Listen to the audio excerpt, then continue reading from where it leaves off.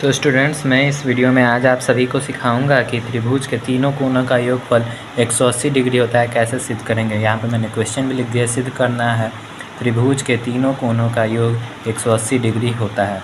तो कैसे इसको सिद्ध करेंगे और आपको समझाते हुए मैं चलूँगा इसमें। ओके, इसमें मैं आपको एक्सप्लेन से समझाऊँगा। चैनल को सब्सक्राइब कर लीजिए, बेल आइकन को दबा लीजिए, आपके लिए ऐसे ही वीडियोज़ आते रहेंगे। तो चलिए, सबसे पहले यहाँ पे विशेष प्रतिज्ञा में आप सभी को लिखना होता है कि पहले एक त्रिभुज बनाना होता है। तो यहाँ पे लिखिए, माना ए बी सी एक त्रिभुज है। यहाँ पे लिख दीजिए माना ए बी सी। यहाँ पे थोड़ा मैं कैमरा ऊपर करता हूँ। माना ए बी सी एक क्या है, एक त्रिभुज है। त्रिभुज का सिंबल कैसे देते हैं, तो देखिए त्रिभुज का सिंबल ऐसे देते हैं, ऐसे ये तीन ऐसे कर देंगे, ऐसे कर, ये है त्रिभुज का सिंबल, ये है। ओके, एक त्रिभुज बना लीजिए। यहाँ पे मैं यहाँ पे एक त्रिभुज बना लेता हूँ ए बी सी। मैंने छोटा ही बनाया है, आप सभी बड़ा बनाइएगा। ओके, यहाँ पे थोड़ा वीडियो ही धुंधला हो रहा है। यहाँ पे ए बी सी हो जाएगा। ओके, मैंने यहाँ पे लिख लिया है, ट्रायंगल ए बी सी हो चुका है। अब आपको यहाँ पे लिखना है, यहाँ पे फिर यहाँ पे अब क्या लिखना है आपको, यहाँ पे एक रचना करना होता है, कंस्ट्रक्शन आप एक करिएगा यहाँ पे। तो ठीक है ना। तो यहाँ पे कंस्ट्रक्शन में क्या करिएगा, पहले मैं लिख देता हूँ फिर करूँगा।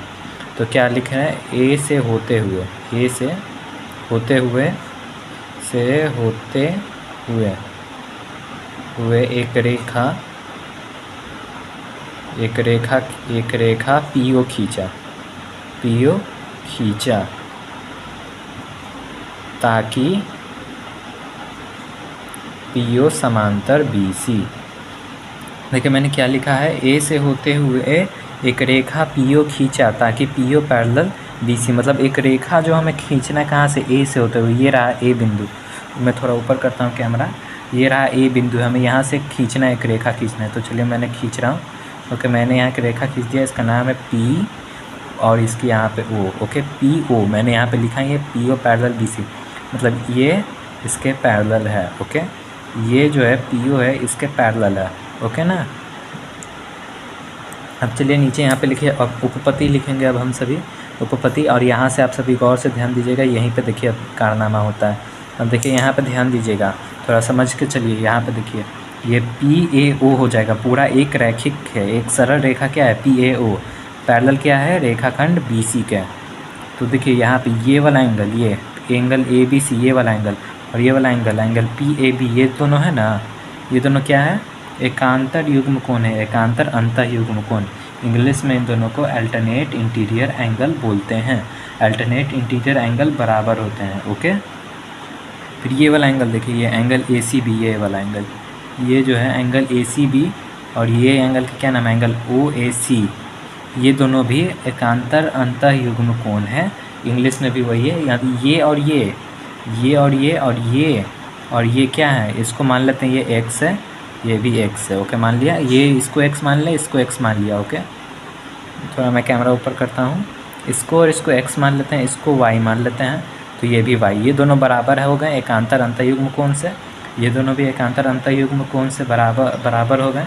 और ये देखिए बीच में एक ये एंगल बी ए सी, इसको ऐसे ही छोड़ दीजिए। अब यहाँ पे चलिए लिखते हैं।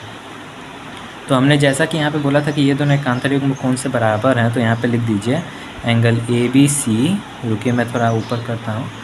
एंगल ए बी सी बराबर एंगल पी ए बी बराबर वाई। क्या से होता है, तो एकांतर युग्म कोण, एकांतर युग्म। बस इतना भी अगर आप लिख देंगे तो हो जाएगा एकांतर युग्म। हमने इसको वाई माना था, ये दोनों बराबर हो गए हैं एकांतर युग्म कोण से। फिर से यहाँ पे आते हैं इन दोनों में। तो यहाँ पे क्या है, एंगल ए सी बी। देखिए एंगल ए सी बी ही बन रहा है, यहाँ पे ए सी बी, ये बीच में आ रहा है ना। तो एंगल ए सी बराबर angle O A C, angle O A सी बराबर क्या हमने माना था, तो एक्स माना था, एक्स है, एक्स माना था एक्स। इसका भी सेम रीज़न हो जाएगा, एकांतर युग्म कोण। तो इसका भी बस हम एकांतर युग्म लिखकर छोड़ देंगे तो भी काम हो जाएगा। ओके, याद रखिएगा, जब दो समांतर रेखा होती हैं तो उनके जब और उन्हें एक तिर्यक छेदी रेखा काटती है तो उनके द्वारा बना एकांतर युग्म कोण बराबर होता है, चाहे वह अंतः हो चाहे बाहर हो। तो यहाँ पे देखिए पी ए ओ पैरेलल किसके है, बी सी के। और ये ए बी क्या है, एक तिर्यक रेखा है। ऐसे देखिए कैसे ए बी को आगे बढ़ाइए, ऐसे बढ़ाइए, आगे बढ़ाएं, ये ए बी को पीछे की ओर, एक तिर्यक रेखा हो गया। और उसी तरह फिर अब इसको भूल जाइए, ए बी को भूल जाइए अब कि ए बी है, और अब यहाँ पे ऐसे ए सी को बढ़ाइए, अब ए बी नहीं है, ठीक है, ऐसे इसको बढ़ाएं तो अब ये एक तिर्यक रेखा होगी, सीधा सा बात है। फिर हमने यहाँ से ऐसे लिख दिया है, इसको जो है ना एक्सप्लेन करना होता है, तो ये हमने अभी आपको समझाने के लिए यहाँ पे लिखा है, तो इसको एक्सप्लेन कैसे करेंगे, तो देखिए P A O parallel B C एवं क्या है ए बी ट्रांसवर्सल है, जो कि अभी हमने बताया ये ए बी है, ट्रांसवर्सल ऐसे जा रहा है, ऊपर की ओर बढ़ा रहा है तो जा रहा है ना, तो थोड़ा वहाँ पे यहाँ पे टाटा पीट ज़्यादा हो गया है ना। ए बी एक तिर्यक है, एक तिर्यक है, तिर्यक रेखा बोले चाहे एक तिर्यक बोले बात बराबर है, ओके, एक तिर्यक रेखा है, तो इसलिए फिर से यही वाला स्टेटमेंट यहाँ पे आ जाएगा, एंगल ए बी सी बराबर एंगल पी ए बी बराबर वाई, क्या हो जाता है, तो एकांतर युग्म कोण, एकांतर युग्म, ओके ना। अब चलिए हम ए बी को भूल जाते हैं कि ए बी कोई रेखा ही नहीं, इसको भूल जाते हैं, यहाँ पे रखिए, हम इसको भूल गए हैं। अब क्या है देखिए यहाँ पे पी ए ओ है, P A O parallel B C है, रुकिए थोड़ा मैं ऊपर पेन रखता हूँ, ओके अब ठीक है, P A O parallel B C है, और अब ए सी एक तिर्यक रेखा, तो यहाँ पे लिखिए P A O parallel B C एवं क्या है, एवं क्या है, यहाँ पे देखिए ए सी एक तिर्यक रेखा है ना, एवं ए सी एक तिर्यक रेखा है, एक तिर्यक रेखा है, याद रखिएगा ये, और ये इस लाइन को आप नोट नहीं करिएगा, बस मैंने आपको समझाने के लिए बताया था शुरुआत में, क्योंकि समझाना पहले होता है और बाद में ना फिर आप समझिएगा तो ही ना फिर बाद में लिखिएगा, ये इसलिए फिर यहाँ पे लिखिए एंगल ए सी बी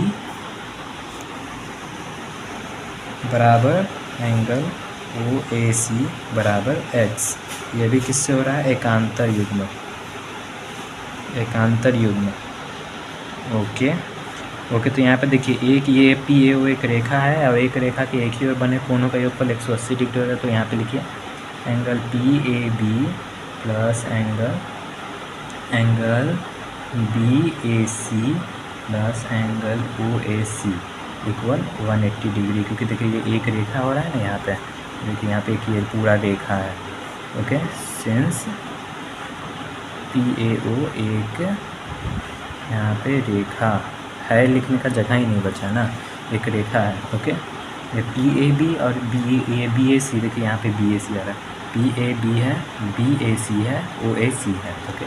तो पी ए बी का वैल्यू हम कहाँ क्या रखे हुए हैं, देखिए पी ए बी कहाँ है, पी ए बी बराबर ए बी सी है ना, तो इसकी जगह ए बी सी रख दीजिए, क्योंकि दोनों बराबर है, बराबर की जगह बराबर रखेंगे तो कोई फ़र्क ही नहीं पड़ेगा।